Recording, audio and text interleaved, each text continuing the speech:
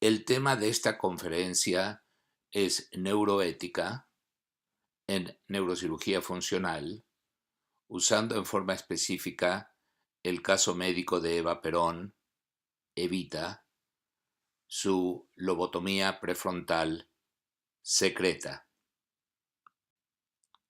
Esta conferencia es sobre neurocirugía funcional y sobre neuroética. Soy el Dr. Daniel Nijenson, conocido también como Dr. Daniel Nijenson, y en esta ilustración se pueden leer parte de mis credenciales.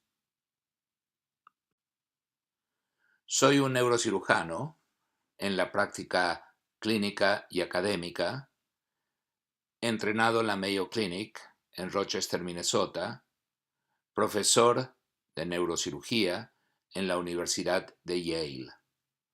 Mi especialidad actual es en la historia de la neurocirugía y de las neurociencias y en el profesionalismo médico y en la neuroética.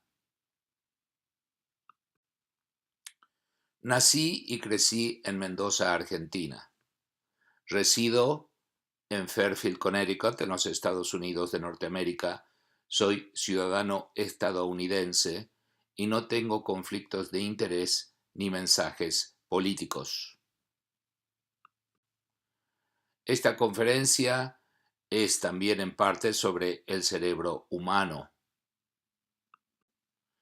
y sobre las interconexiones y el flujo de información que tiene lugar entre las casi 100.000 millones de neuronas cerebrales. El más importante aforismo médico hipocrático es primero no hacer daño. Y lo que distingue a la cirugía del cerebro de otras es que este campo es sumamente peligroso, porque en el cerebro, que es un órgano delicado y vulnerable, cualquier mínimo error puede tener un efecto profundo en la vida del paciente. En neurocirugía tomamos decisiones muy importantes sobre valores humanos, tratando por supuesto de conocer bien al paciente y de analizar la calidad de vida que se puede lograr o no con el tratamiento neuroquirúrgico. Y como en cualquier intervención médica o quirúrgica, se compara el riesgo del paciente de someterse a la misma con el riesgo de no someterse a ella. Se hace ese balance. Connecticut, en la Nueva Inglaterra, al norte y al este de la ciudad de Nueva York, es donde resido y trabajo. Y Mendoza, en el oeste de Argentina, al pie de la cordillera de los Andes, es donde nací y crecí. Y soy considerado un mendocino de pura cepa. Psicocirugía ha sido por mucho tiempo uno de los campos más controversiales en medicina.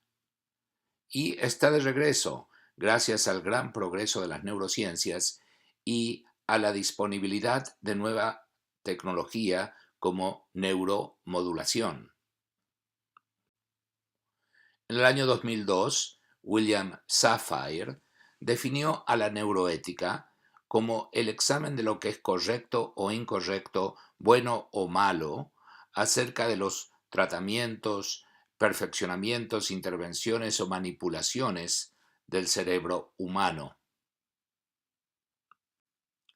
William Safire consideraba a la neuroética como parte de la bioética, un campo que se interesa por establecer lo que es lícito, es decir, lo que se puede hacer con respecto a la terapia, al tratamiento o al mejoramiento de funciones cerebrales, así como de la evaluación de las distintas formas de intromisión y lo que Safire consideraba como la preocupante manipulación del cerebro humano.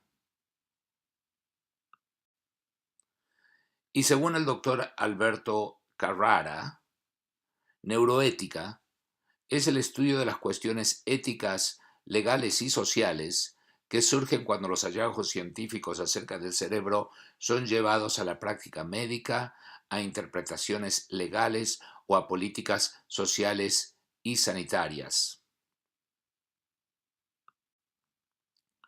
A medida que la neurociencia avanza en nuevos e inexplorados territorios de investigación, aumentarán también el calado y la complejidad de las cuestiones sobre la responsabilidad moral y la identidad humana. El tema, como mencioné, es psicocirugía o neurocirugía funcional, la lobotomía secreta de Evita, tal como se practicaba para tratar dolor y agresividad en 1952 y cómo se trata hoy día en el 2017 en el contexto de la neuroética. Y es acerca de Evita Perón y de Argentina en 1952. Conocí personalmente a Eva Perón como niño en Mendoza, Argentina, en diciembre de 1950. Y a pesar de que han pasado más de 6 décadas, ese momento perdura vívidamente en mi memoria.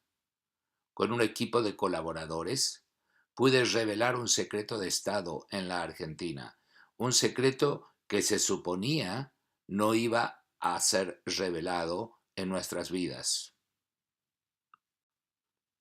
Esta información todavía es delicada en Argentina, pero debe colocarse en su lugar y tiempo. Tiene que ver con psicocirugía, política, conspiraciones, historia de la medicina y de la Argentina, secretos de Estado, ética de la neurociencia y profesionalismo médico. El trabajo de investigación inicial fue hecho con un equipo representando distinguidas universidades de ambos hemisferios de las Américas, el norte y el sur.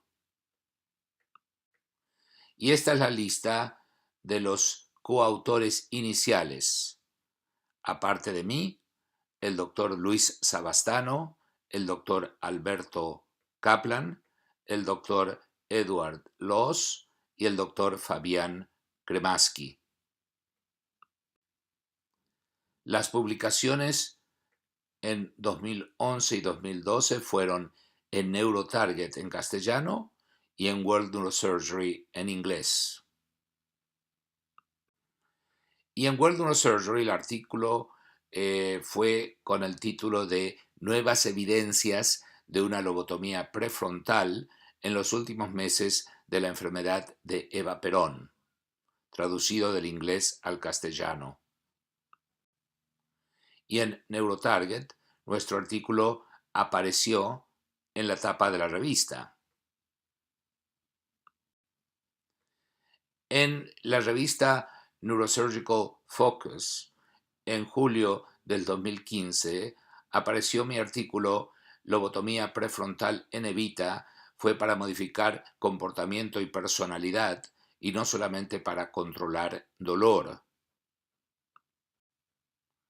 Y en el Journal of Clinical Neuroscience de Melbourne, Australia, de noviembre del 2015, apareció nuestro artículo Evita's Lobotomy o la lobotomía de Evita, y los coautores representamos a las universidades de Harvard y de Yale en los Estados Unidos de Norteamérica.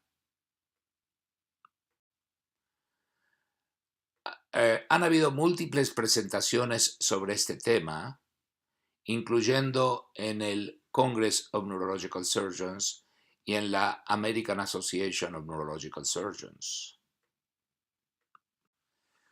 La primera presentación fue en Mendoza, obviamente, mi lugar natal, en el año 2011. Aquí en esta ilustración aparezco en la Facultad de Ciencias Médicas de la Universidad de Cuyo, en su aula magna, junto con el doctor Kremaski. Los diarios publicaron la noticia, primero en Mendoza, luego en Buenos Aires y en el resto del país. Saltó al Reino Unido y fue publicada en Inglaterra por el Telegraph, por supuesto por toda la América Latina. Este es el Universal, el Diario de México, y el título dice: Evita sometida a lobotomía, dicen. Y en el New York Times, el doctor Baron Lerner publicó su artículo When Lobotomy Was Seen as Advanced, un ensayo que fue reproducido a través del mundo. Y en esta fotografía estoy parado al lado del doctor Lerner en el Hospital Bellevue de New York. Y cerca de casa, en Connecticut, el Connecticut Post, por supuesto, y en muchos más periódicos y diarios alrededor del mundo. Argentina, en Sudamérica, es donde transcurre en parte en 1952 esta historia, en Buenos Aires. El país está en el cono sur de las Américas. Y esto es Buenos Aires, la avenida 9 de Julio, la más ancha del mundo, y en el centro está el obelisco. Y la flecha negra en el ángulo izquierdo superior apunta a un edificio del gobierno que se introduce en la avenida 9 de Julio, uno de los edificios del Ministerio de Bienestar Social de la Nación. Y viniendo desde el Aeropuerto Internacional de Ezeiza hacia el centro de Buenos Aires, se ve el obelisco y en ese edificio mencionado un retrato en metal de Evita.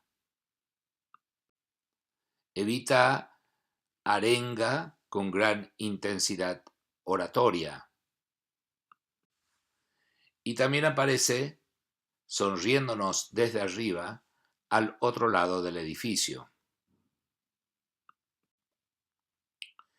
Cristina Kirchner, presidente de Argentina hasta diciembre del 2015, inauguró el retrato que fue su idea, y a la izquierda es como se ve de noche el retrato iluminado. Cuando uno va al distrito o barrio de la Recoleta y entra en el cementerio de la Recoleta, encuentra el mausoleo de los Duartes, donde está la cripta de Eva Perón, con la fecha de 26 de julio de 1952 correspondiendo a su fallecimiento. Y en forma paradójica, Evita yace en el cementerio de la Recoleta, el cementerio de sus enemigos, entre comillas, los oligarcas y los terratenientes. Evita es una conocida figura histórica del siglo XX y también un mito. Evita precedió a dos mujeres presidentes de la República Argentina: Isabelita, presidente entre 1974 y 1976, y Cristina, presidente entre el 2007 y el 2015. Evita fue precursora de revolucionarios. Este es el retrato del Che Guevara en la Plaza de la Revolución en Habana, Cuba.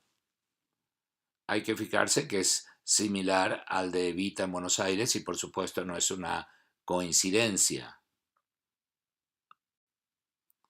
Evita se encuentra en el teatro, en Broadway y en el cine.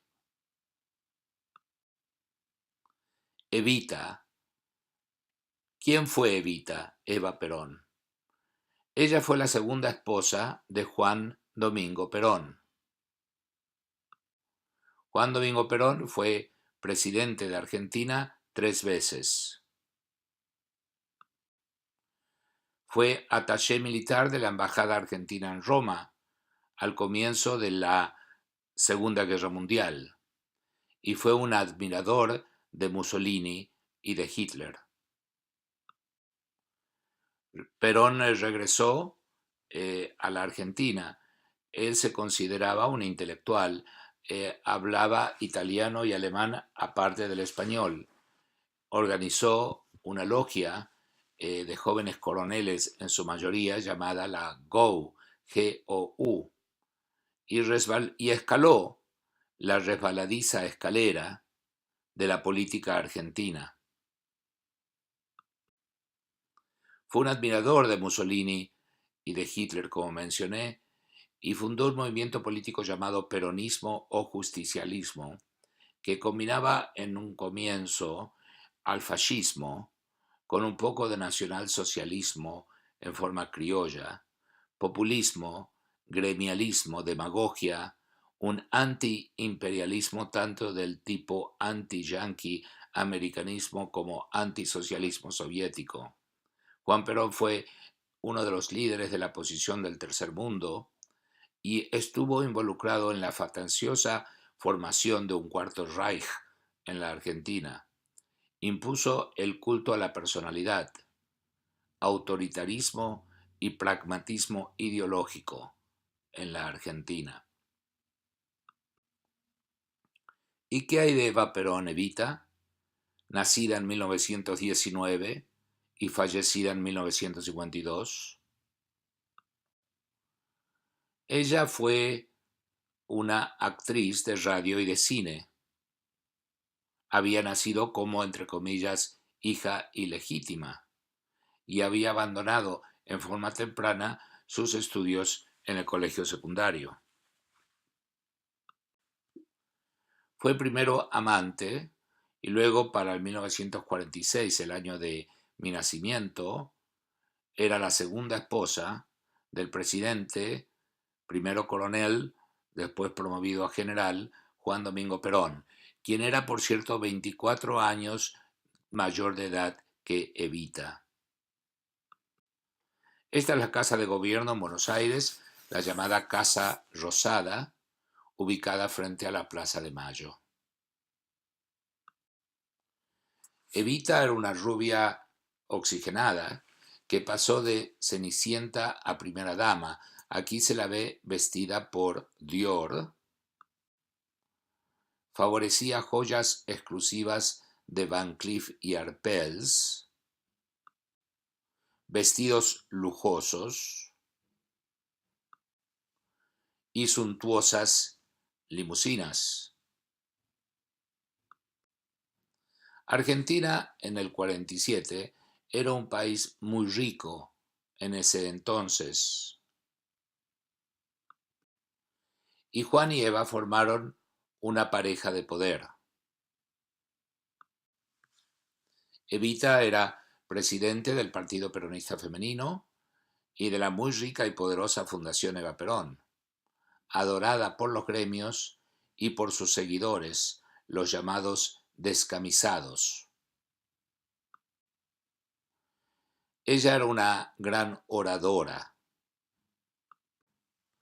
y la pareja Juan y Evita era una pareja bien avenida y enamorada. Ciertamente era una pareja muy elegante y apuesta.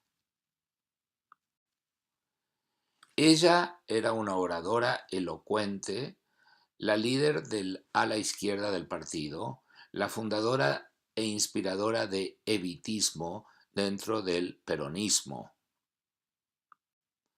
y una autodescripta revolucionaria fanática. Evita fue ídolo de la izquierda, y los montoneros de los 70 la consideraban una de ellos, muchos años después de su muerte. Esto es en diciembre de 1950, Evita en la cumbre, en el culmen de su belleza. Así era cuando yo la conocí en Mendoza en diciembre de 1950. Y la enfermedad, tratamiento y muerte de Eva Perón, que sobreviene y que sucede luego de esa foto, es una historia de secretos, mentiras, engaños y desinformación. En enero de 1950, Evita fue operada con el diagnóstico de apendicitis por el doctor Oscar Ivanišević, profesor de cirugía de la Universidad de Buenos Aires, ministro en el gabinete de Perón y un político de la extrema derecha fascista. El apéndice estaba normal, pero el cirujano palpó una induración uterina, recomendó una histerectomía que Evita aparentemente rechazó con un carterazo, entre comillas. En agosto de 1951, en la avenida 9 de Julio, hubo un llamado Cabildo Abierto. Esto fue filmado en color por un cameraman que fue traído desde Hollywood, desde los Estados Unidos. Las masas de seguidores, entre comillas, convencieron a Evita a aceptar la candidatura a la vicepresidencia de la Argentina por el Partido Peronista con la fórmula Perón-Perón, Juan como candidato a la reelección a presidente, que era posible gracias a una reforma constitucional hecha por los peronistas. Este fue un acto con casi 2 millones de personas. Evita aceptó sin la aprobación de Juan Perón, pero unos días, a pedido de su marido y por presión de los militares también, renunció o fue forzada a renunciar. El 31 de agosto de 1951 es el momento que se llama en la historia argentina el renunciamiento. Poco después del renunciamiento, en septiembre de 1951, Evita, ya enferma, compró armas y comenzó a organizar y a entrenar milicias obreras sin el conocimiento de Juan Perón ni de las Fuerzas Armadas. Ella decía, entre comillas, para defender a Perón de sus enemigos. En septiembre de 1951 tuvo una biopsia del cuello uterino. Esta fue hecha por el profesor de ginecología de la Universidad de Córdoba, el doctor Humberto Dionisi, con la presencia de un ginecólogo de Buenos Aires, el doctor Jorge Albertelli. Había también 2 ministros médicos de Perón, el doctor Alejandro Mende y el doctor Armando Méndez San Martín, y un oncólogo, el doctor Abel Canónico. El diagnóstico clínico por síntomas y signos era de cáncer de cuello uterino con invasión del parametrio derecho. El patólogo, el doctor Julio Lascano González, informó un epitelioma pavimentoso endofítico del cuello uterino. Y el 5 de noviembre de 1951, Evita fue hospitalizada en el flamante policlínico Presidente Perón de la Fundación Eva Perón en Avellaneda, Buenos Aires, un hospital modelo recién construido con la más alta tecnología, con anterioridad y en octubre, y en el Palacio Unzué, en la residencia presidencial. Evita había sido sometida a radium intravaginal como era el estilo antes de una histerectomía radical, y ese tratamiento fue hecho por el doctor Albertelli. El 6 de noviembre de 1951 se efectuó la intervención quirúrgica consistente con una histerectomía radical. La foto que se ve a la izquierda es la noche antes de la cirugía y se ve de izquierda a derecha al doctor Albertelli, al presidente Perón, a Evita y al doctor Ricardo Finocchieto, y hay otra segunda foto que se muestra al doctor Pack. ¿Fue el doctor Ricardo Finocchieto el cirujano de la operación, como se le dijo a la población? No. Fue el doctor George Pack, que fue traído secretamente desde los Estados Unidos. El doctor Pack era un cirujano oncológico en el Sloan Kettering Memorial Hospital en la ciudad de Nueva York, en Manhattan. Él nunca conoció a Evita no anestesiada. Y esta historia fue revelada en los 1990 por los participantes antes de su muerte. Ahí no hubo consentimiento informado y hubo paternalismo médico. Y es la primera gran mentira en esta historia. En enero de 1952, Evita empezó a sentirse mal y recibió radioterapia externa por el doctor Carrascosa, desafortunadamente con quemaduras iatrogénicas, transfusiones y quimioterapia intravenosa con mostaza nitrogenada. Esta es una medicación que fue desarrollada por Goodman y Gilman, la Universidad de Yale en New Haven, Connecticut, y se considera el primer caso de quimioterapia para cáncer en toda Latinoamérica. Su último discurso fue el 1 de mayo de 1952, Día del Trabajo en la Argentina y en la mayoría del mundo. En ese discurso, Evita atacó a sus enemigos ferozmente, en particular al ejército, usando amenazas violentas, con un lenguaje agresivo, hablando contra, entre comillas, las oligarquías, los vendepatrias, los mediocres, los enemigos de afuera y de adentro, los traidores. Entre otras cosas dijo: mis queridos descamisados, quienes quieran oír, que oigan, quienes quieren seguir, que sigan. Lucharemos contra la traición de los de adentro y de afuera, que en la oscuridad de la noche quieren dejar el veneno de sus víboras. Me quema mi alma. Dios está con nosotros. Desprecia la soberbia de la oligarquía. Por eso la victoria será nuestra. Tendremos que alcanzarla, tarde o temprano, cueste lo que cueste, caiga quien caiga, y si es necesario, haremos justicia con nuestras propias manos, y no dejaré nada en pie. Yo saldré con el pueblo trabajador, yo saldré con las mujeres del pueblo, yo saldré con los descamisados de la patria para no dejar en pie ningún ladrillo que no sea peronista. Los vendepatrias de adentro que se venden por 4 monedas están también al acecho para dar el golpe. Entre comillas, aquellos que creen en dulzura y amor olvidan que Cristo dijo que había venido a este mundo trayendo fuego para quemar aún más.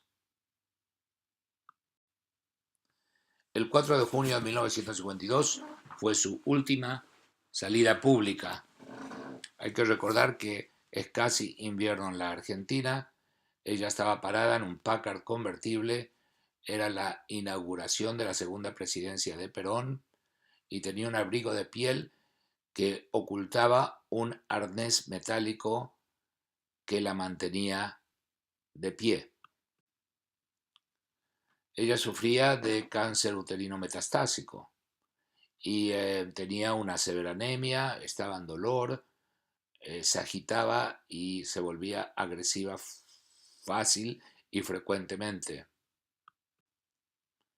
En los 2 últimos meses de su vida se ha escrito que Perón la exhibía sin compasión y que ella, entre comillas, agonizaba, y que se la mantenía en una de las habitaciones más interiores del Palacio Presidencial, y que Perón la visitaba raramente, cubriéndose la cara con una máscara de gasa como cuidador de abejas, y que ese cuarto estaba preparado como una sala de operaciones. Esto de acuerdo a Fraser y Navarro en la biografía de Eva Perón.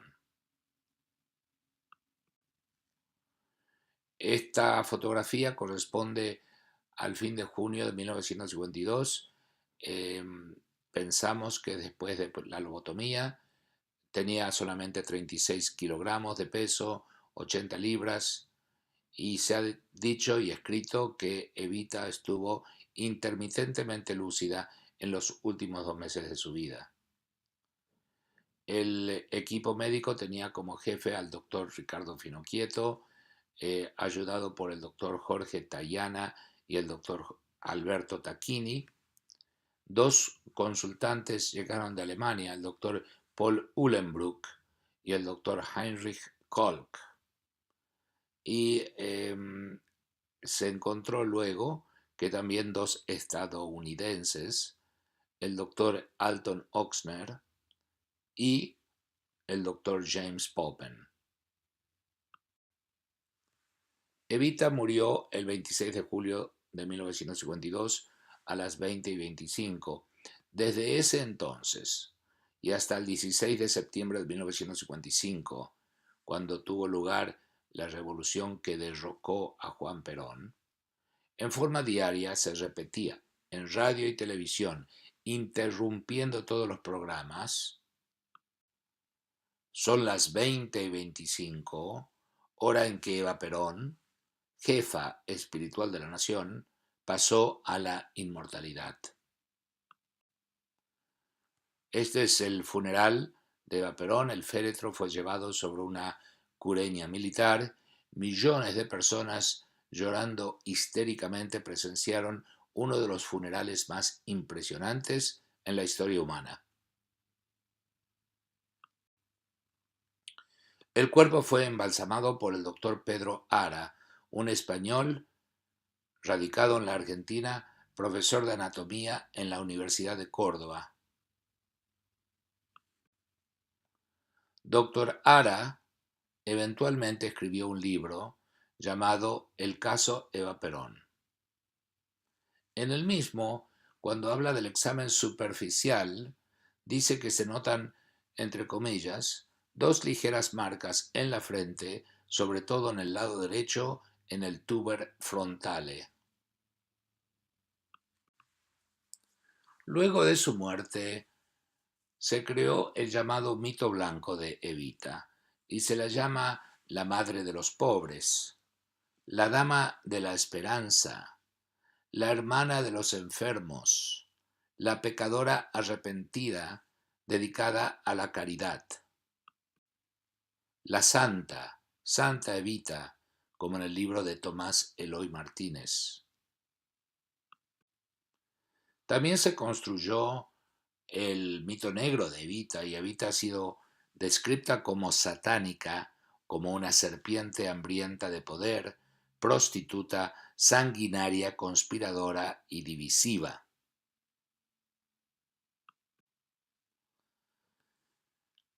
A la derecha se puede ver mi primer libro de lectura llamado Evita, y a la izquierda una de mis fotografías cuando tenía 6 años de edad en Mendoza. En la primera página de este libro de lectura, en donde aprendí a leer, se encuentra lo siguiente. Está escrito: esa es mamá, esa es Evita, viva mamá, viva Evita. Se nos lavaba el cerebro y la propaganda peronista estaba presente las 24 horas de nuestros días. Y en un concurso escolar escribí la composición ganadora y recibí de premios estampillas de Eva Perón. El cuerpo de Evita desapareció misteriosamente después de la Revolución Libertadora. Eventualmente se supo que en 1955 el cuerpo fue secretamente trasladado por la Iglesia y las Fuerzas Armadas a Italia, donde fue enterrado por 14 años bajo otro nombre. Y en 1969, el cuerpo de Evita fue retornado a Perón en Madrid, donde vivía en exilio en la España de Franco. Perón retornó a la Argentina en 1972, una época de turbulencia y de caos, después de 17 años de exilio. Y el cuerpo de Evita también retorna a Buenos Aires en 1972, es restaurado por un taxidermista, Domingo Telechea, y aquí se ve a Perón con su tercera esposa Isabel en Madrid en 1969, y en Buenos Aires en 1973, entre ambos López Rega, y en elecciones nacionales la fórmula Perón-Perón, Juan e Isabelita triunfa. Perón muere en 1974 siendo el presidente. Su vicepresidente Isabelita sube a la presidencia, pero ciertamente Isabelita no era Evita. Y en marzo de 1976 los militares nuevamente deciden hacer un golpe de Estado y la sacan del gobierno. Cuando Isabelita sucede a Juan Perón en la presidencia, se cumple el sueño de Evita, que algo se repite en el siglo XXI con la pareja de Néstor y Cristina Kirchner. Perón muere en 1974, como mencioné, siendo presidente de Argentina por tercera vez, reelegido en el 73, y como también mencioné, el cuerpo de Evita es restaurado, y los cuerpos de Evita y de Juan yacen uno al lado del otro, exhibidos públicamente en la Quinta Presidencial de Olivos, en Buenos Aires. Y en marzo de 1976 tiene lugar el golpe militar precedido por el general Videla, y aquí está una foto de la Junta. Entre 1976 y 1984 son los llamados años de pesadilla, la Junta Militar, la Guerra Sucia, la Guerra de las Malvinas. Y ahora sugiero, es interesante tomar unos minutos de descanso, un intervalo, antes de comenzar con la parte 2 de esta narración.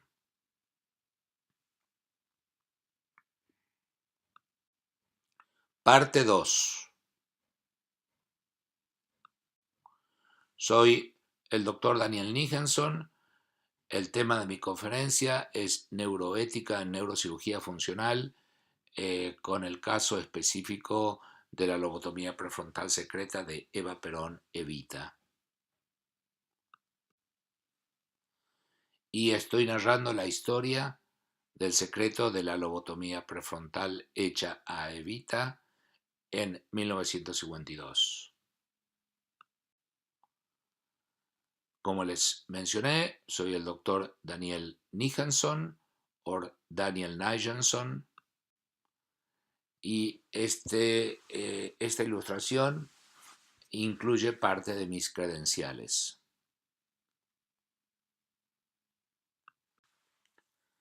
En el 2010, el doctor Luis Savastano, un joven médico graduado en la misma facultad de medicina en la cual yo me había graduado 40 años antes, trabajó conmigo en una serie de proyectos de investigación.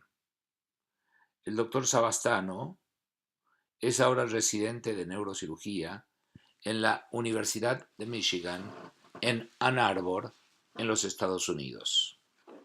Uno de los temas estudiados consistió en las biografías de neurocirujanos argentinos residentes en el mundo, y entre ellas la del doctor George Udvarhaj, profesor de neurocirugía de la Universidad Johns Hopkins en Baltimore, Maryland, quien acababa de fallecer y a quien yo había conocido personalmente. Su biografía fue eventualmente publicada por nosotros por la revista Neurotarget, como parte del otro proyecto que fue en su gran mayoría publicado en la revista Argentina de Neurocirugía, la historia de los neurocirujanos argentinos en el mundo. Por serendipia, tropezamos, nos enteramos de algo que hasta ese entonces no conocíamos, ya que no era de conocimiento general. El doctor George Bela Udvarhaj Nació en Budapest, Hungría, en 1920. Murió en Baltimore, Maryland, en el año 2010. Y fue un miembro de la red de Wallenberg durante la Segunda Guerra Mundial. Se escapó de un tren que lo llevaba a Siberia. Vivió en la Argentina entre 1948 y 1954, donde se entrenó como neurocirujano en el Instituto Costa Buero de la Universidad de Buenos Aires. Luego emigró a los Estados Unidos de Norteamérica, donde tuvo una distinguida carrera neuroquirúrgica, y murió en Baltimore, Maryland, en el 2010, siendo profesor de Johns Hopkins en Baltimore, Maryland.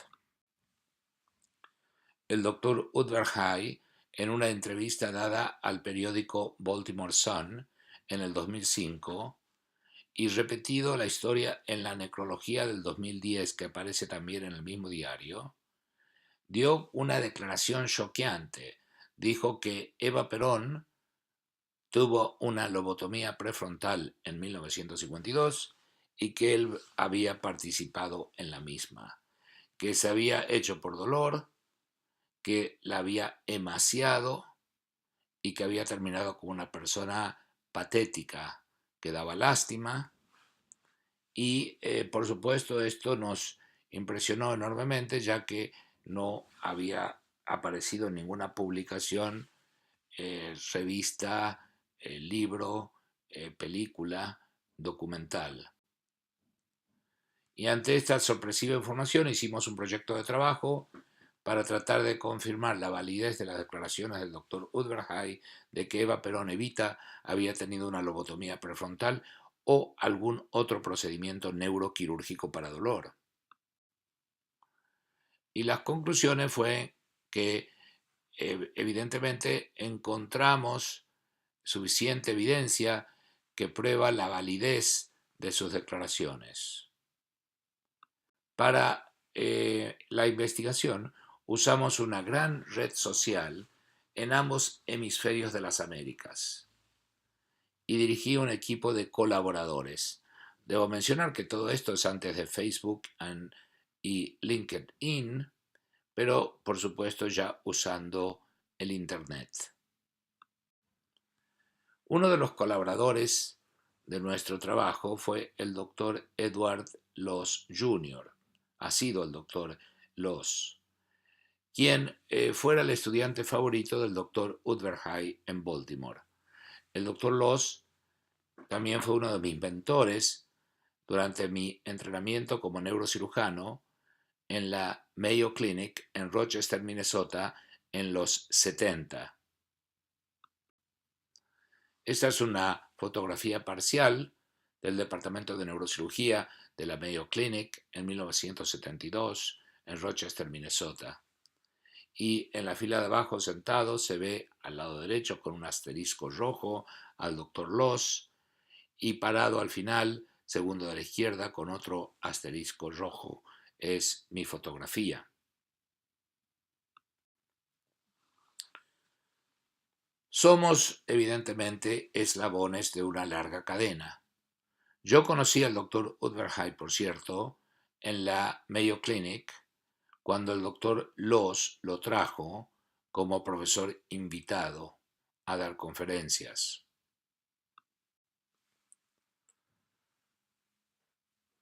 ¿Qué es lo que dijo el doctor Udvar-Háy? Evita había tenido una lobotomía prefrontal antes de su muerte y él había participado en la misma.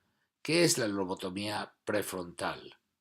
Que según el doctor Udvar-Háy tuvo Evita Perón. Bueno, es una intervención neuroquirúrgica que consistía en separar la parte orbital del lóbulo frontal del tálamo y de los núcleos centrales cerebrales. Esa operación comenzó a hacerse en 1935 y se puede decir que la lobotomía prefrontal nació en el Simposio del Lóbulo Frontal en Londres en 1935. En el mismo, John Fulton profesor de fisiología de la Universidad de Yale, y Jacobsen, uno de los estudiantes en su laboratorio, reportaron sus trabajos con chimpancés hechos en el laboratorio experimental de la universidad y comunicaron que cuando se hace daño a la corteza frontal y prefrontal cerebral en esos animales, se puede reducir la agresividad de los mismos. Y un miembro de la audiencia, un profesor de neurología en la Escuela de Medicina de la Universidad de Lisboa en Portugal, pensó que la operación quizá podía practicarse en seres humanos sufriendo de psicosis intratable. Este individuo, profesor de neurología en la Universidad de Lisboa en Portugal, fue Igas Moniz, llamado Antonio Caetano de Abreu Freire. Conocido como Igas Moniz, regresó a Lisboa y convenció a su colega, el neurocirujano Pedro Almeida Lima, a trabajar con él. Y comenzaron un programa de procedimientos en pacientes hospitalizados en un asilo manicomio, pacientes psiquiátricos, inyectando primero alcohol puro en la materia blanca de los lóbulos frontales y luego haciendo una sección en la materia blanca de los lóbulos frontales quirúrgicamente. Llamaron al procedimiento lobotomía o leucotomía prefrontal. Leuco significa color blanco en griego, refiriéndose a la materia blanca del cerebro. Y la idea ha sido la de separar la sección orbital o ventromedial del lóbulo prefrontal del tálamo y de los otros núcleos basales. La operación llegó a ser conocida como el corte blanco, cortando la mente o dañando al cerebro para salvar a la mente, y eventualmente evolucionó en obtener pequeñas porciones de materia blanca del lóbulo frontal usando instrumentos quirúrgicos llamados leucótomos, y se hacía a través de dos agujeros de cráneo, perforaciones o trepanaciones. En 1949, Igas Moniz de Portugal recibió el Premio Nobel en Fisiología o Medicina por el desarrollo de la psicocirugía y de la lobotomía prefrontal. Moniz también fue responsable del desarrollo de la angiografía cerebral en 1927. En los Estados Unidos, en 1936, un poquito después que en Portugal, en la Universidad George Washington en Washington, D.C., el neurólogo Walter Freeman y el neurocirujano James Watts comenzaron su propio programa de lobotomía prefrontal que llamaron Standard y que eventualmente evolucionó a la lobotomía transorbitaria, donde usando un simple picahielo y con el paciente anestesiado por electroshock, especialmente Freeman, siguió la técnica sugerida en 1936-37 por el doctor Amaro Fiamberti en Italia de un abordaje transorbitario. El doctor Freeman se convirtió en un fanático lobotomista operando a miles, incluyendo a una de las hermanas de John Kennedy. En un principio, la lobotomía prefrontal era indicada para tratar enfermedad psiquiátrica como un tratamiento quirúrgico de última opción o recurso, psicocirugía. Y a partir de 1946, el año de mi nacimiento, también comenzó a realizarse rutinariamente para tratar dolor intenso. La lobotomía antálgica se efectuaba ya sea en forma unilateral, como lo describió el Dr. Scarf, un neurocirujano en la Universidad de Columbia, en New York, ya sea en forma ipsilateral del mismo lado del dolor o contralateral al lado del dolor o bilateral como la practicaban Freeman y Watts. La lobotomía prefrontal encontró un terreno fértil en la Nueva Inglaterra. Esta es la Escuela de Medicina, la Facultad de Medicina de la Universidad de Yale en New Haven, Connecticut, donde soy profesor honorario en el Departamento de Neurocirugía.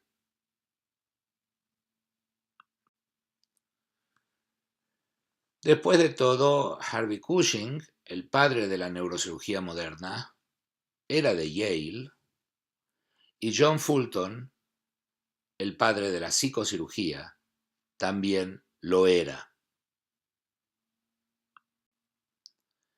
En el 2015 publiqué junto con mi colega, otro neurocirujano y otro profesor en Yale, el doctor Isaac Goodrich, un artículo sobre el pasado, presente y futuro de la psicocirugía, incluyendo la lobotomía prefrontal y enfatizando la contribución de Connecticut en general y de Yale en particular. Aquí están las fotografías de John Fulton y de Carlyle Jacobson, quienes, como mencioné ya, fueron muy importantes en los comienzos de la lobotomía prefrontal. Y como también lo mencioné, su trabajo en el laboratorio con chimpancés ayudó a entender la función de los lóbulos frontales en el cerebro. El lóbulo frontal es el mayor y el más recientemente desarrollado de los 4 lóbulos cerebrales y es el que está a cargo de las llamadas funciones mentales superiores, que son las capacidades más específicas de la mente humana. La función de la corteza prefrontal es de decisión o predicción, anticipación y de control, elección de la alternativa correcta. Un gran investigador en el campo del control,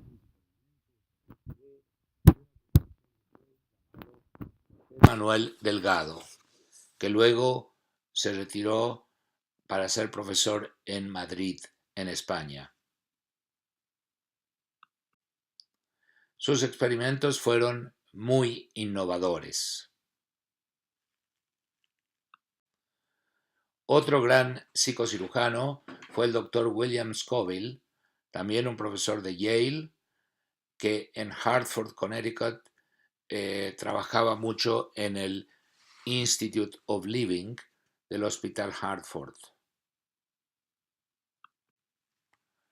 Y con respecto al uso de la operación para modificar la personalidad, conducta y comportamiento y controlar la violencia, beligerancia y agresividad, debe mencionarse los nombres del neurocirujano Vernon Mark y del psiquiatra Frank Ervin del Boston City Hospital y del profesor de la Universidad de Harvard y jefe de neurocirugía del Massachusetts General Hospital, el Dr. William Sweet. Y entre otros grandes neurocirujanos interesados en psicocirugía y en lobotomía prefrontal, se debe mencionar al doctor James Leonard Popen, el gran lobotomista de la Leahy Clinic en Boston, Massachusetts.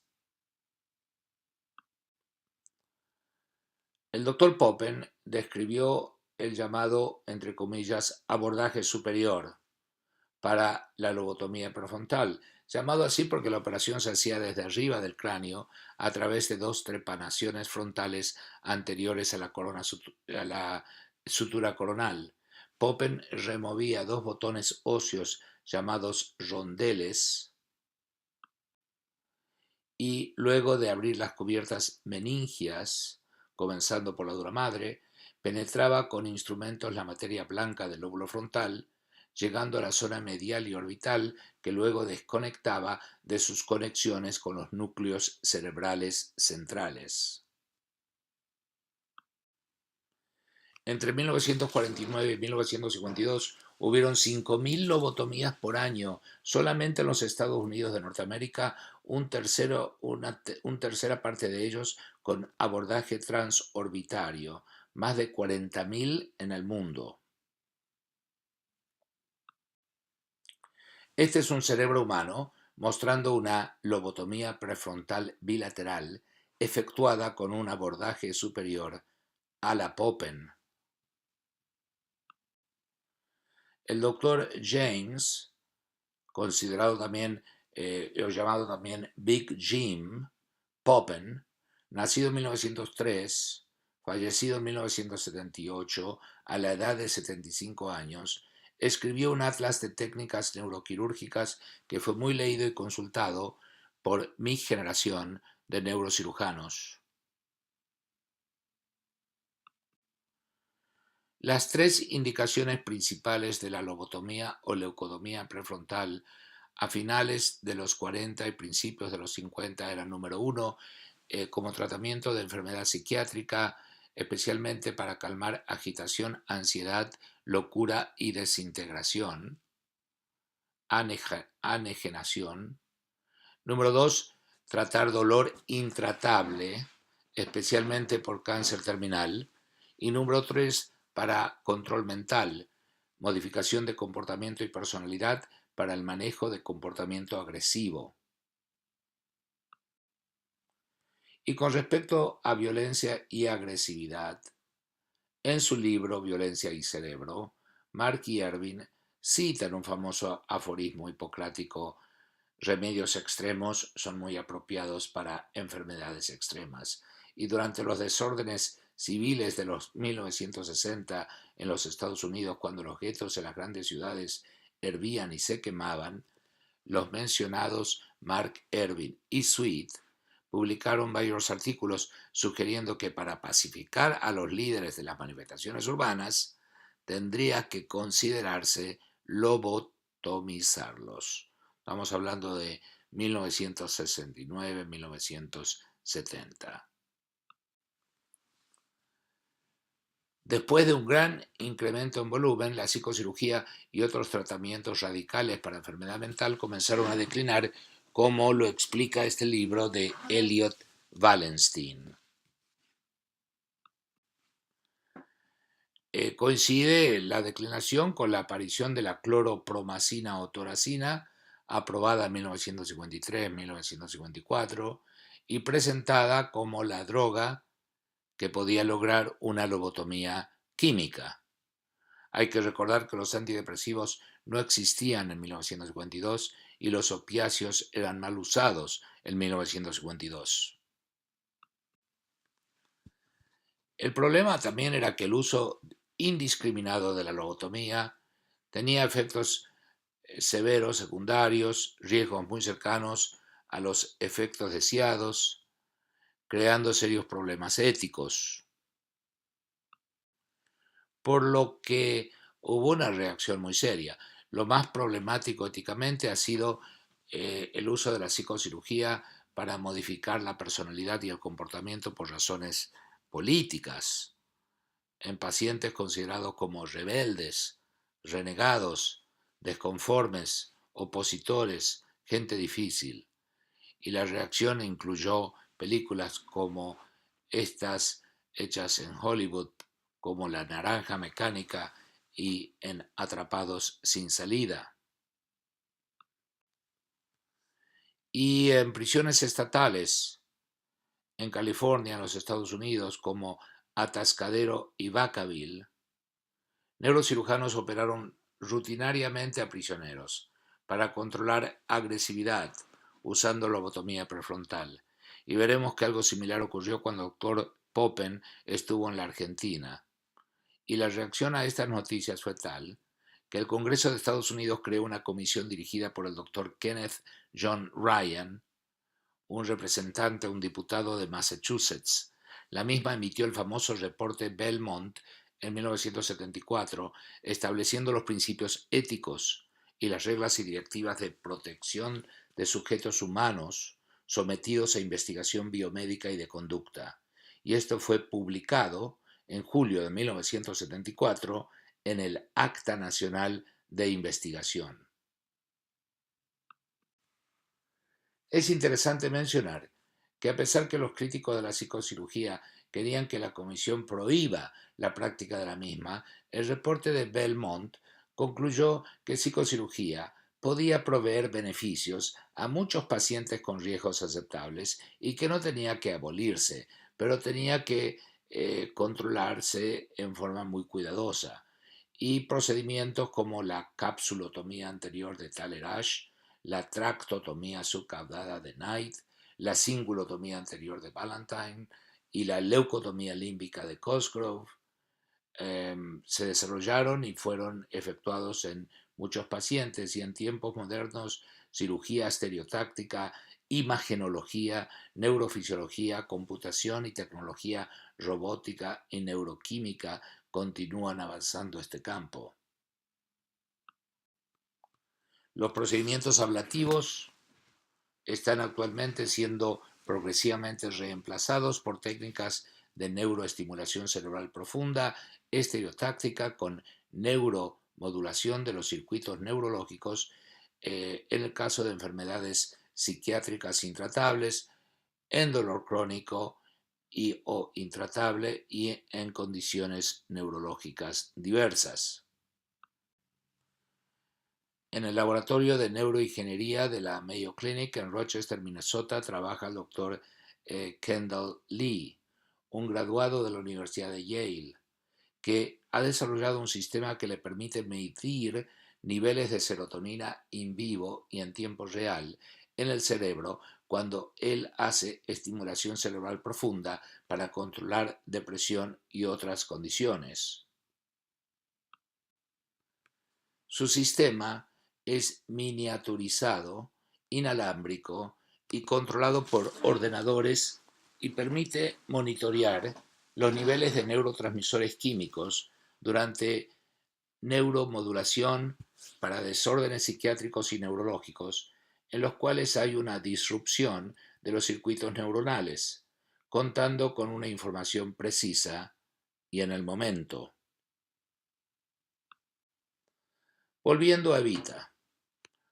Repito que encontramos evidencia que valida la declaración del Dr. Udvar-Hájy de que Eva Perón Evita tuvo una lobotomía prefrontal en Argentina en 1952, que se hizo para tratar dolor, ansiedad y agitación secundarios a cáncer metastásico uterino, que lo hizo el neurocirujano Dr. James Poppen de Boston, y desde un comienzo sospechamos que la razón del estricto secreto era porque el procedimiento se había realizado también para modificar personalidad, conducta y comportamiento, y que había motivos políticos en esta decisión.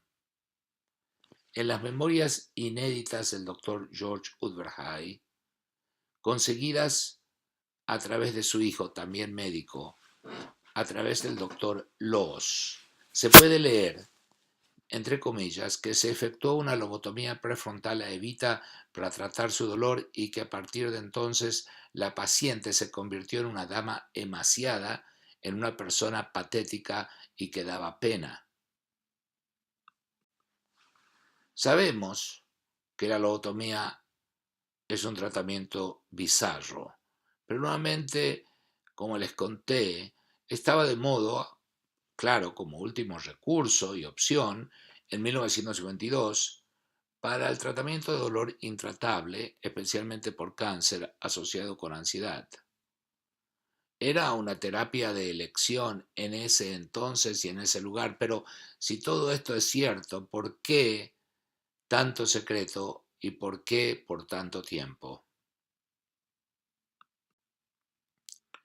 Buscando evidencias, nos enteramos que por orden de la Junta Militar, el doctor Guido Gota de Buenos Aires, en ese entonces presidente de la Sociedad Argentina de Radiología, en octubre de 1955, con un equipo portátil radiológico, había radiografiado el cuerpo embalsamado de Evita que estaba en el laboratorio del doctor Ara en el edificio de la CGT, y que esas radiografías actualmente están en posesión del doctor César Gota, hijo del doctor Guido Gota, y del doctor Bussi.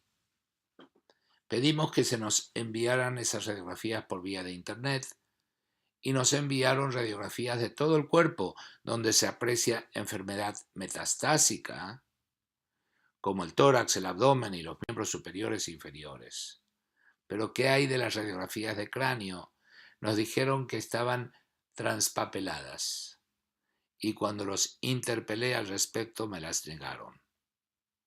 Sin embargo, en un documental de 5 horas hecho sobre Evita, vimos en un par de minutos un segmento del mismo en que las radiografías aparecen colgando en un negatoscopio, incluyendo radiografías de cráneo. El documental se llama Una tumba sin paz, está hecho por Tristan Bauer en 1997 y fue hecho para ser mostrado en el canal Encuentro. Extraímos esas radiografías del documental congelando el segmento de la narración y vimos dos imágenes circulares que hay dos flechas ahora que yo puse para mostrarlas. Acá se ve en forma más notable. Y estas dos imágenes son radiolúcidas, dan al nivel de la sutura coronal y tienen una opacidad en el centro de cera y o del rondel óseo sacado con la trepanación. Son agujeros de trepanación parcialmente rellenados con cera y o con botones óseos, mucho menos posible lesiones metastásicas osteolíticas. Y este es un boceto artístico del procedimiento efectuado en Evita. Sin duda, las declaraciones de George Udvarhaj han sido explosivas e inéditas.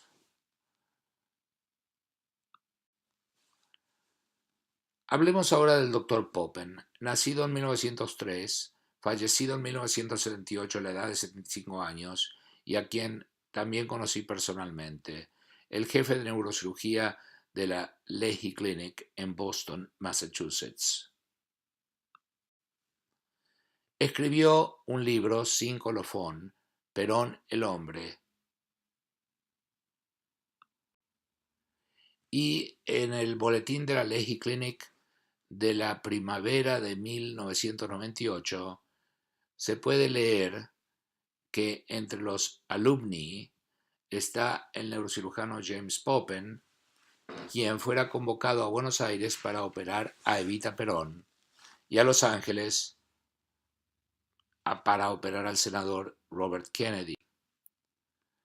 Si buscamos en la fraternidad Kappa Epsilon del colegio Hope en Michigan, encontramos el nombre del Dr. Popen como médico de Evita de Argentina y de Bob Kennedy, el senador. James Popen fue amigo de Juan Perón, defensor y promotor de Perón, autor del libro Perón de Man o Perón el hombre. Fue condecorado por el gobierno argentino en 1952 y en 1954. Fue hecho miembro honorario de la Asociación Argentina de Neurología, Neurocirugía y Psiquiatría. Fue mentor del Dr. David Fireman, un asociado del Dr. Abel Canónico y del Dr. Ricardo Finocchieto. Fue un lobotomista par excellence, un gran viajero y amante de Sudamérica, el neurocirujano de las estrellas. El Dr. Gerwin Neumann fue fellow y el último asociado del Dr. Popen. Nacido en Chile, vive en Boston y nos conocemos desde hace décadas como miembros de la Asociación de Neurocirugía de la Nueva Inglaterra. El Dr. Neumann confirmó que el Dr. Popen había operado a Evita. A través del Dr. Neumann conocimos a Manena Riquelme, enfermera, instrumentista o arsenalera del Dr. Poppen, amiga del Dr. Neumann. También nacida en Chile, reside la mitad del año en Norteamérica y el resto en Sudamérica. En la otra foto es el Dr. Poppen. Gerwin Neumann y Manena Riquelme ambos confirmaron que el Dr. Poppen había hecho una lobotomía prefrontal en Eva Perón en 1952, y Manena agregó entre comillas, y también en prisioneros en Buenos Aires.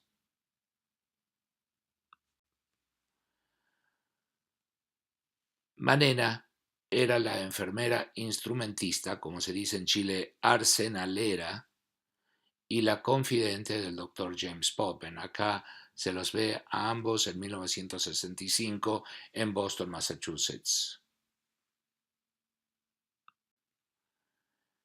Logré ubicarla y visité a Manena en la colonia de Vitacura en la ciudad de Santiago de Chile en el 2012. Ella accedió generosamente a ser entrevistada en frente de cámaras y confirmó y detalló la historia de la lobotomía prefrontal en Evita. La entrevista fue dirigida por el doctor Nelson Castro, renombrado periodista argentino, que viajó con su equipo y conmigo a Chile y que produjo un documental que puede verse en YouTube y que fue mostrado en la televisión argentina.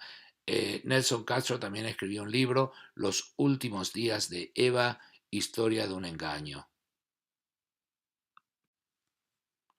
Por cierto, el Dr. Poppen también operó a John Kennedy en 1944 por una herniación de disco lumbar y al presidente de México, Adolfo López Mateos, en 1965 por aneurismas cerebrales. Y entre muchos más, el Dr. Poppen fue neurocirujano de Al Capone en Chicago, del senador Robert Kennedy, del senador Ted Kennedy, de Aristóteles Onassis y de Alejandros Onassis.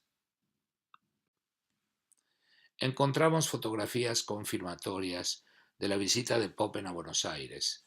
Esta foto muestra a Poppen, a Fireman, a Perón y a Fino Quieto en la Casa Rosada en junio de 1952.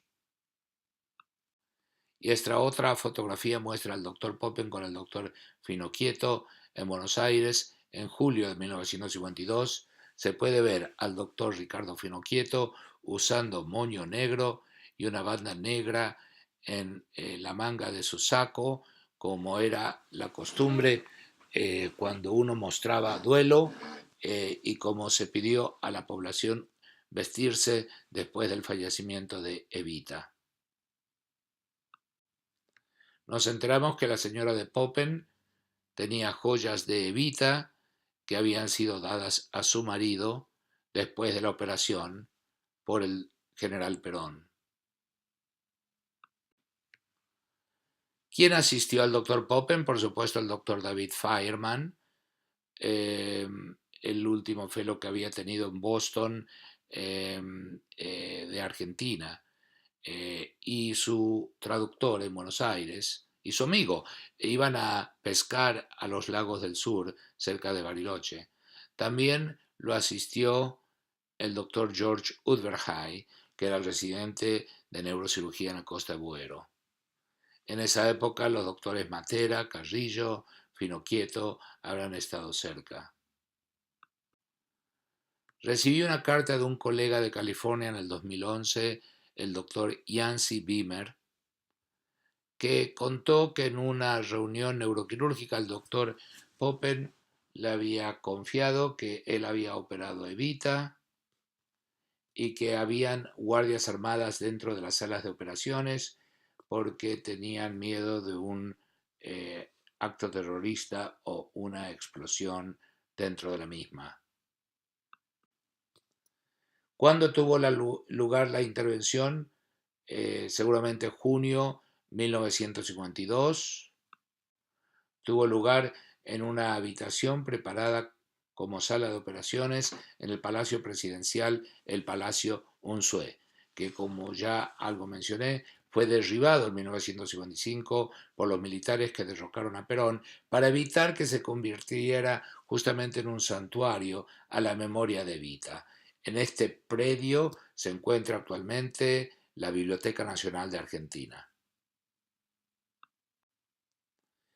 Y las indicaciones de la lobotomía en el caso de Evita incluyen dolor, agitación, ansiedad y también belicosidad y agresividad y razones y objetivos políticos. Cristinistas no quieren a Juan Perón. Y las conclusiones iniciales es que Evita sufría de intenso dolor, de ansiedad, de agitación, creciente malestar y agresividad como síntomas y signos secundarios a la enfermedad metastásica de cáncer de cuello uterino. Y esto se aunaba a una cierta personalidad premórbida. Este ha sido un secreto muy guardado, de lo de la lobotomía, en parte por secreto hipocrático, pero en mayor parte por secreto de Estado, que ha sido lo que permitió ocultar la historia del tratamiento de Evita por más de 60 años. Se sabe que hubieron intrigas palaciegas, lucha de facciones y rencillas entre los distintos bandos médicos, mucho nacionalismo, en especial antinorteamericanismo, contribuyendo a explicar el silencio y el secreto. Las declaraciones del Dr. Udvar-Háy en el 2005 abrieron esta posibilidad de estudiar este capítulo de la historia silenciada de la medicina argentina. En ese trabajo confirmamos la validez de las declaraciones del Dr. Udvar-Háy y presentamos evidencias de una lobotomía prefrontal que tuvo lugar al final de la enfermedad de Eva Perón. Las indicaciones incluyen, además de hacerlo para controlar dolor intratable por cáncer cervical uterino, ansiedad y agitación, la modificación o el intento de modificar su personalidad y conducta y manejar su comportamiento agresivo con claros objetivos políticos. Realmente el presidente Perón quería prevenir una sangrienta guerra civil como tuvo lugar en los 70. Evita dejó de comer después de la operación. Se volvió emaciada, un paciente patético, según el doctor Udvar-Háy, y falleció unas semanas después. Y este secreto se mantuvo por tanto tiempo, en parte por el ángulo político de la historia. Mi tesis se basa en parte en el trabajo de Loris Zanata, profesor de Historia Latinoamericana en la Universidad de Bolonia, Italia. Según él, el nacimiento político de Eva tuvo lugar antes de lo que se acepta comúnmente, fue paralelo al de Juan Perón, había una competición inevitable y creciente entre ambos, y el peronismo argentino era bicefálico en 1952, y la relación entre ellos no era amorosa, sino de antagonismo, aunque se complementaban. Evita se enorgullecía de ser una fanática, lo que expresó en 1952 en su último discurso del 1 de mayo de 1952, el que fue emocional y enojado y en el cual Evita invocó violencia. De hecho, recientemente el Congreso argentino aprobó como el verdadero testamento de Evita a un documento firmado por ella llamado Mi mensaje, que había desaparecido por 32 años. El mismo consiste en 79 páginas dictadas por ella que muestra que su estado mental era de violencia, beligerancia, agresividad. Ella habla de los enemigos del pueblo, entre comillas, repugnantes e insensibles, fríos como serpientes y sapos, y exalta en el escrito el fuego sagrado del fanaticismo, llamando a aquellos que dicen que hay que ser prudentes, entre ellos su propio marido, el presidente, unos imbéciles, y convoca al pueblo argentino a la lucha.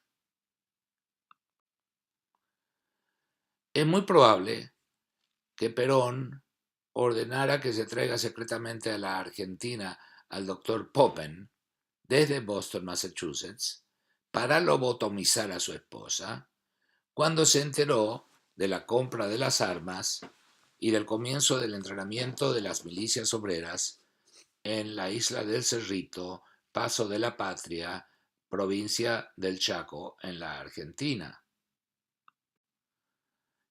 Perón se enteró que Evita había comprado 5.000 pistolas automáticas, 1.500 ametralladoras y una gran cantidad de munición del príncipe Bernard de Holanda, el llamado Príncipe Negro, un conocido traficante de armas. Evita comenzó a entrenar milicias obreras en 1952 en la isla Cerrito, en el Chaco, sin el conocimiento de su esposo, el general Juan Perón, ni de las Fuerzas Armadas. Volviendo a Juan y Evita, ellos eran una pareja feliz. Este es el mito que se nos enseñó cuando niños. Juan y Evita eran una pareja de poder, como ya lo he mencionado.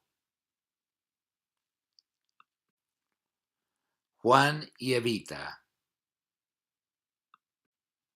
parece ser que no eran una pareja muy feliz. Y evidentemente los evitistas no quieren a Juan Perón. En octubre del 2015 tuvo lugar el descubrimiento de una estatua de Juan Domingo Perón en la ciudad de Buenos Aires.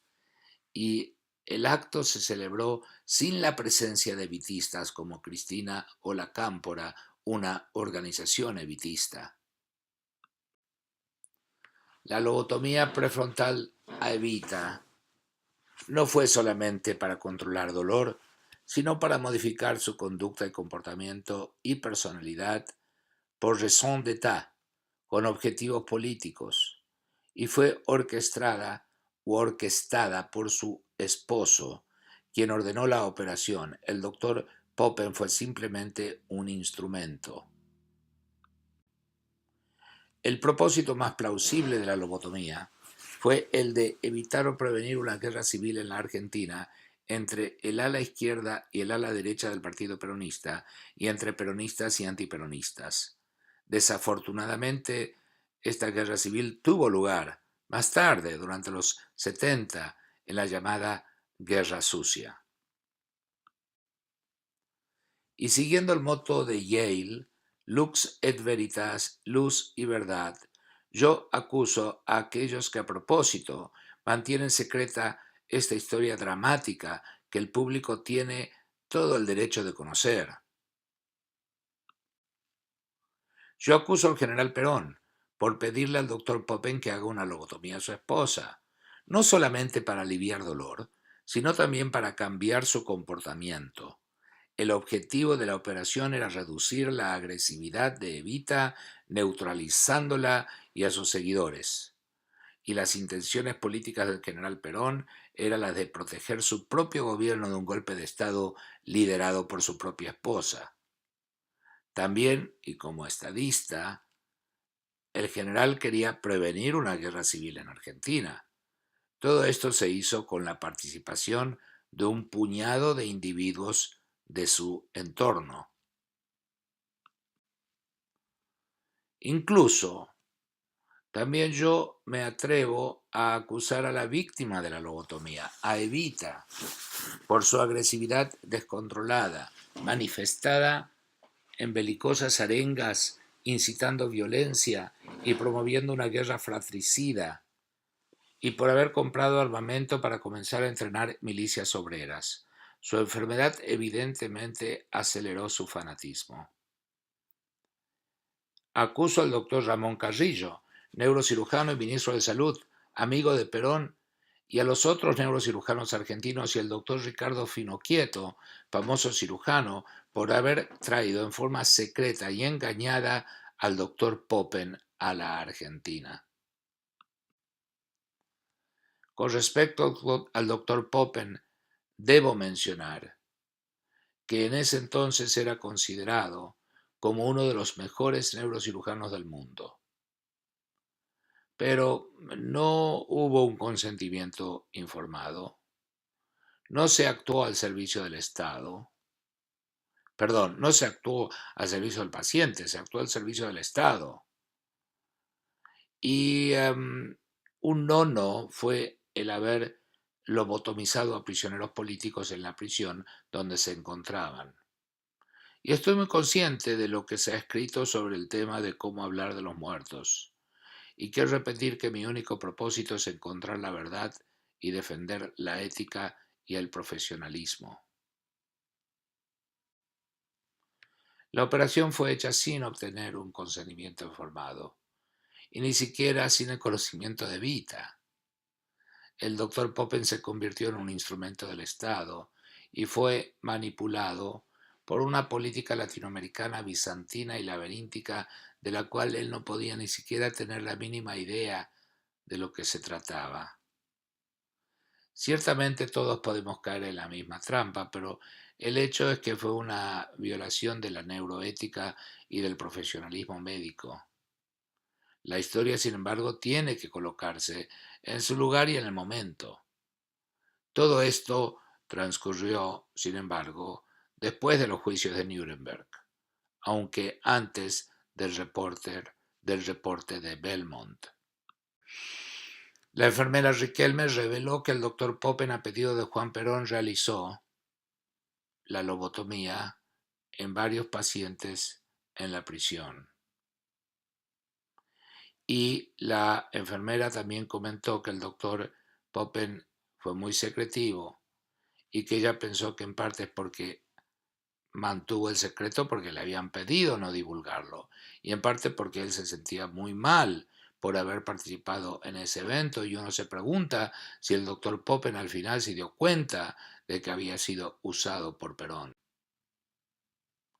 Recordemos que neurocirujanos también hacían lobotomías en prisiones estatales en los Estados Unidos, como las de Atascadero y Vacaville en California, y lo hacían para reducir violencia y agresividad y para modificar comportamiento y conducta.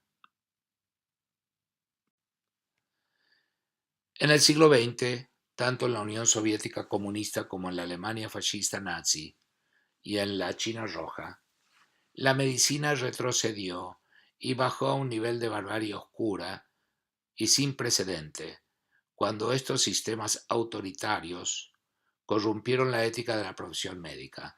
Los psiquiatras soviéticos y los médicos nazis eran profesionales que voluntariamente cooperaron con el Estado totalitario en nombre de un bien colectivo a costa de los derechos individuales de sus pacientes.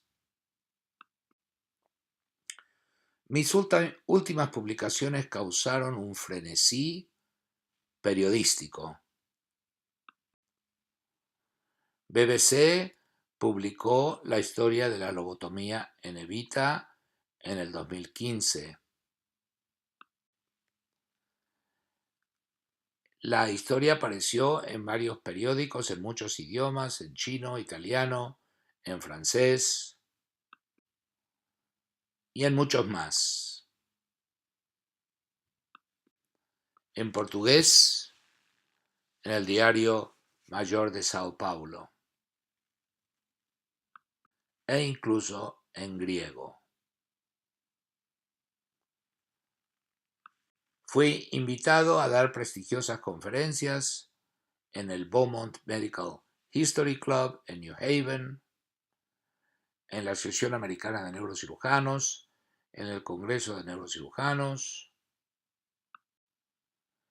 en el Centro Médico Nacional 20 de noviembre de la Ciudad de México, en el contexto del Simposium Internacional número 2 de Neuroética.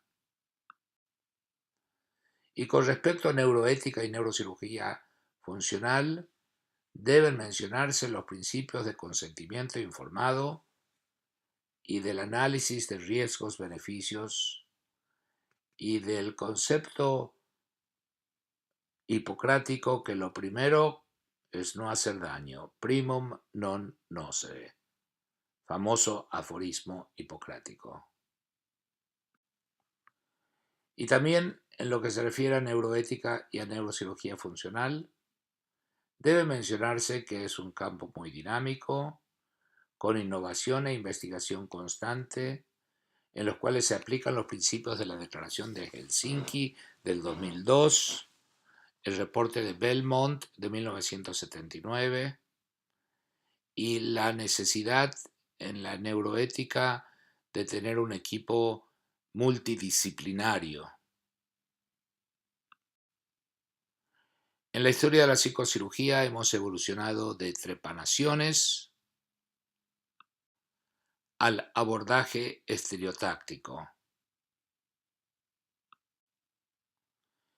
Radiocirugía estereotáctica con el llamado Gamma Knife, en el cual estuve involucrado en la Universidad de Yale y para lo que me entrené en el Karolinska en Suecia en 1998.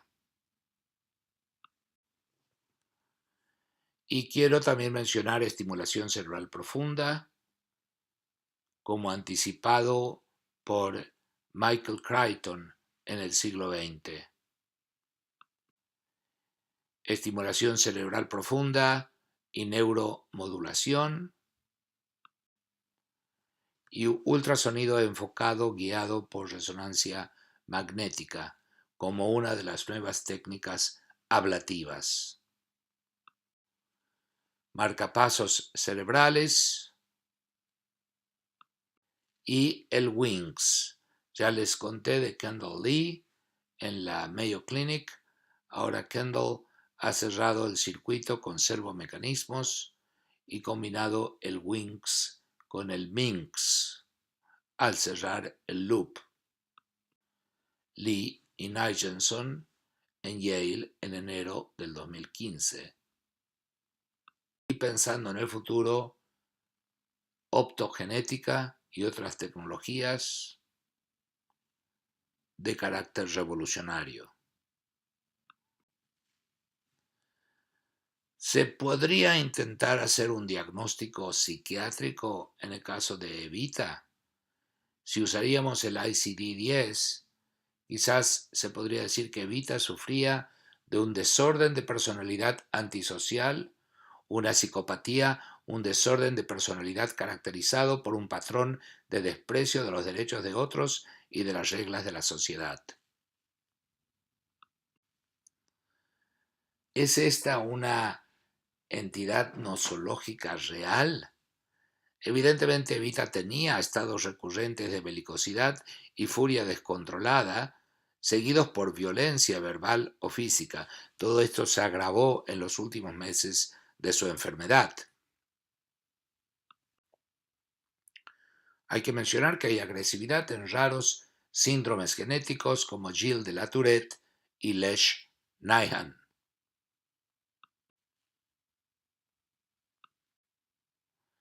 De acuerdo a la Organización Mundial de la Salud, el uso deliberado o la amenaza del uso deliberado de fuerza física o poder contra sí mismo, contra otra persona, grupo o comunidad, que resulta o puede resultar en herida, muerte, daño psicológico, problema de desarrollo o privación, puede interpretarse como parte del síndrome del trastorno neuroagresivo irreductible, según el profesor Dr. Manuel Hernández Salazar de la Ciudad de México.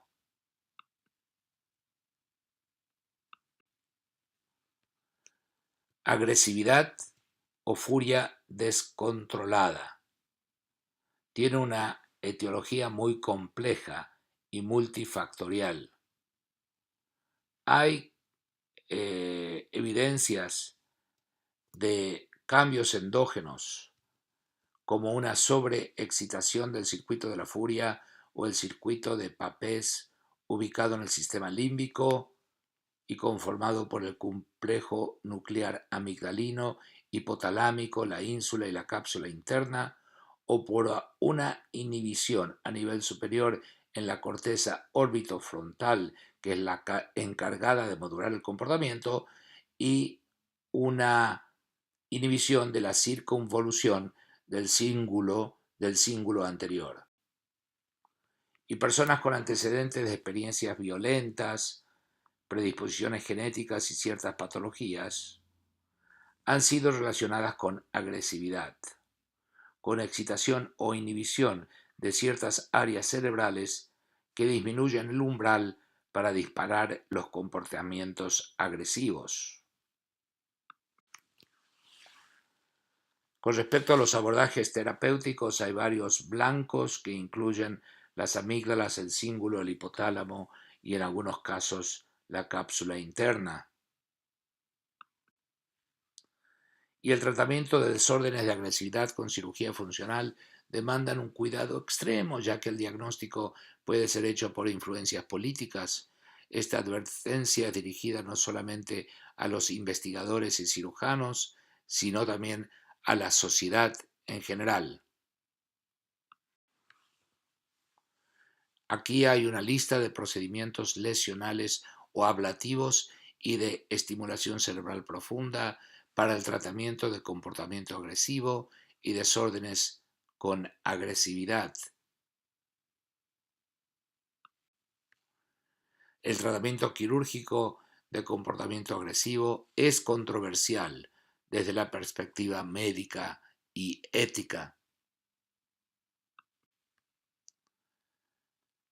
Veamos a Evita en 1950, cuando la conocí, y en 1952, después de la lobotomía.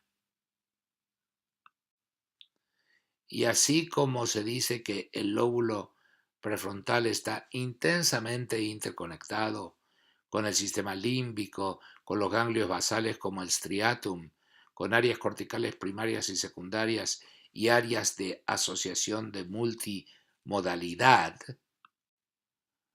el tema dominante de esta conversación, además de neurocirugía funcional y neuroética, ha sido el de conectividad. Y en esta ilustración se puede ver algo de lo que hicimos para llegar a la verdad,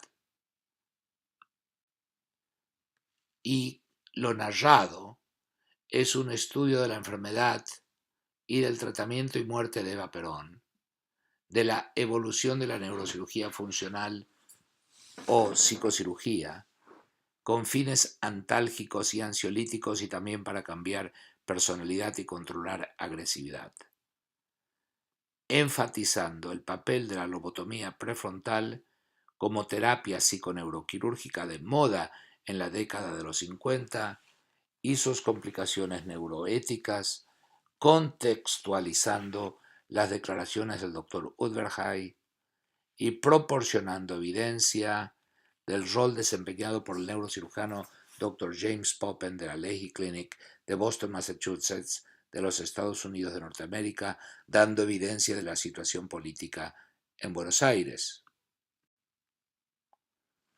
Mi deseo es contribuir a la historia de la medicina, a la historia de la neurocirugía argentina, a la historia argentina, esclareciendo un capítulo hasta ahora oscuro del tratamiento de la enfermedad fatal de Evita en 1952 y satisfaciendo algo el interés y la curiosidad sobre neurocirugía funcional y neuroética.